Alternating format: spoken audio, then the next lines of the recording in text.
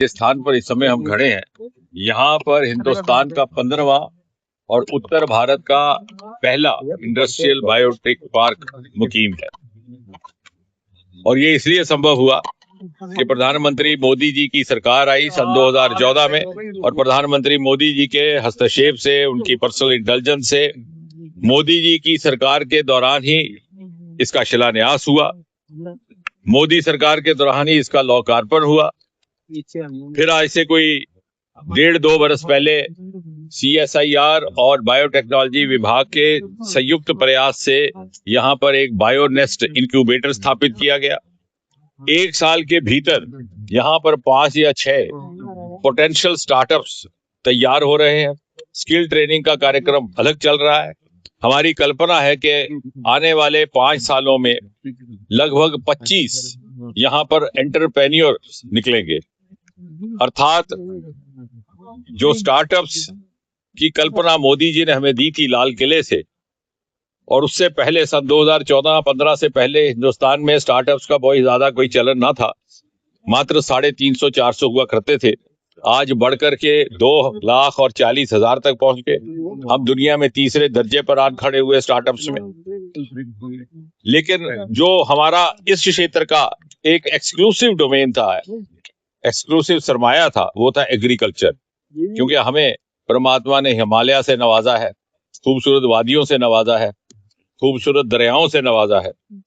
उसका किस प्रकार से उपयोग किया जाए, इसको लेकर के अरोमा मिशन का आगाज भी 2014 में किया गया। और उसका नतीजा ये है कि भद्रवाह से लेवेंडर की खेती और कल्टीवेशन का काम शुरू हुआ। आज 8-9 हजार के लगभग लेवेंडर स्टार्टअप्स लाखों में खेल रहे हैं। अब वो दूसरे प्रदेशों में, हिमाचल प्रदेश, उत्तराखंड, दूर अरुणाचल, नागालैंड तक पहुंच गया। कठुआ जिला में भी बिलावर के ऊपरी क्षेत्रों में, और उधमपुर में लाठी तक। और उसी को आगे बढ़ाने का काम CSIR के माध्यम से ये बायोनेस इंक्यूबेटर भी करेगा, ताकि नौजवानों के लिए सरकारी नौकरी से बाहर और ज्यादा आमदनी उपलब्ध करवाने वाला, मुहैया करवाने वाला विकल्प यहाँ पर मौजूद रहे। और इस स्थान की ये भी एक विशेषता है कि ये ना केवल जम्मू कश्मीर को केटर करेगा, बल्कि साथ ही लगने वाले जितने राज्य हैं, चाहे हिमाचल प्रदेश, चाहे पंजाब। आज लेवेंडर जम्मू कश्मीर की शनाख्त बन चुका है, और लेवेंडर के माध्यम से जम्मू कश्मीर हिंदुस्तान की शनाख्त बन चुका है। जैसे मैं कह रहा था कि जब सन 2047 की बात की जाती है, तो वो इलाके, वो क्षेत्र, वो सेक्टर जिन्हें पूरी तरह से न तराशा गया न तलाशा गया, उनकी एक महत्वपूर्ण योगदान रहेगा, क्योंकि वो वैल्यू एडिशन करेंगे हिंदुस्तान की इकोनॉमिक ग्रोथ में। और उसमें हमारा एग्रीकल्चर सेक्टर, हमारा लेवेंडर सेक्टर, हमारी पर्पल रेवोल्यूशन रहेगी। जिस तरह से स्पेस का काम है या समुद्र का काम है, उसी तरह से यहाँ के क्षेत्र से जो वैल्यू एडिशन होगी वो हमारे एरोमा प्रोडक्ट्स और यहाँ के एग्रीकल्चर प्रोडक्ट्स, और ये एक हब बनेगा आने वाले समय में एग्री एंटरप्रेन्योर्स का, एग्री स्टार्टअप्स का, एग्री रिसर्चर्स का। और सारे हिंदुस्तान में और आगे तक सन 2047 की अर्थव्यवस्था में और उसके निर्माण में इसकी एक अहम भूमिका रहने वाली है। पूज्य मल्टीपर्पज का ये आलम था, जैसे कि शाहपुर कंडी का भी आपको MLA राजीव साहब ने भी बताया। उसका काम 40 बरस से रुका पड़ा था। जब मोदी जी के आगे बात रखी गई, तो यहाँ 2019 फरवरी में जब जम्मू आए, उन्होंने अपने सार्वजनिक भाषण में, अपनी जनसभा में कहा कि हम इसको रिवाइव करेंगे। आज उसका काम लगभग तैयार हो चुका है। बहुत सारे लोग भूल भी गए, क्योंकि 2-2 पीढ़ियां बदल गई, मीडिया वाले भी बदल गए, कि उसका शिलान्यास इंदिरा गांधी जी ने प्रधानमंत्री के रूप में सन 1984 में किया था। उनकी जो असैसिनेशन हुआ, हत्या हुई, उससे कुछ महीने पहले। और उसके बाद कांग्रेस पार्टी भूल गई।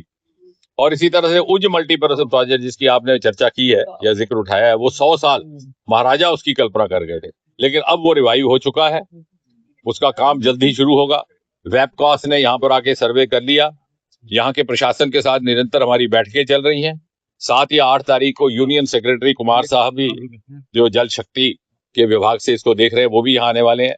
तो लैंड की पूरी डिमार्केशन की जाएगी और तुरंत ही उसका काम शुरू किया जाएगा, क्योंकि वो सुरक्षा की दृष्टि से भी हमारे लिए अहम है। साथ ही साथ होम्योपैथी कॉलेज, वो भी उत्तर भारत का पहला है, उसका भी शिलान्यास का काम बहुत जल्द होगा। यहाँ के हमारे एमएलए जसरोटा राजीव जी को उसकी बधाई है। और हीरानगर स्टेडियम के लिए लैंड ट्रांसफर की प्रक्रिया लगभग अंतिम चरण में है। जो 2 टनल्स जिनका मैंने जिक्र किया था, पहले तो 1 साल ये कहीं से चर्चा चली कि साहब टनल का काम कैंसिल हो गया, जो सुधमादेव और दूसरा टनल था, लेकिन वो कैंसिल नहीं हुआ था, क्योंकि आजकल जमाना है साफ गोई का। मीडिया के आगे, लोगों के आगे सत्य बयान करिए, या इधर you convince you, I convince you. आजकल ठगबाजी और वाली लीडरी नहीं चलती। तो असल में हुआ क्या था कि टेंडर अलॉट हो गया। अलॉट होने के बाद कहीं से सिक्योरिटी से इनपुट आया कि साहब जिस पार्टी को अलॉट किया है उसके बारे में लेकर के कुछ सिक्योरिटी कंसर्न्स हैं, लिहाजा हम सब देशभक्त लोग हैं, हमने इस बात से समझौता किया कि वो टेंडर कैंसिल कर दिया जाए। फिर वो नए सिरे से प्रक्रिया हुई, अब वो कैंसिल टेंडर फिर से रिवाइव हुआ है। और कल ही जो मंत्रिमंडल की बैठक हुई, प्रधानमंत्री मोदी जी के नेतृत्व में, उनकी क़यादत में, उसको उसकी मंजूरी भी मिल गई है। छतरगला का टनल हमारे प्लान में शामिल हुआ है, विजन 2447 डॉक्यूमेंट में।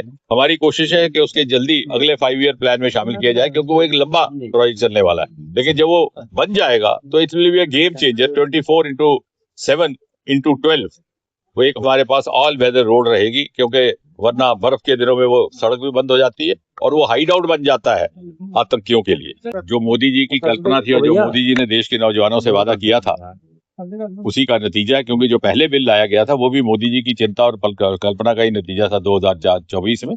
उसी में जब अनुभव आया कि कुछ और संशोधन की आवश्यकता है, तो मोदी जी ने जैसे कहा था कि किसी को भी इस देश के बच्चों के भविष्य के साथ खिलवाड़ करने का या समझौता करने का मौका नहीं दिया जाएगा, और zero tolerance towards paper leak और टुवर्ड्स इरेगुलरिटीज, या जिसको कहते हैं कि अनफेयर मीन्स इन एग्जामिनेशंस।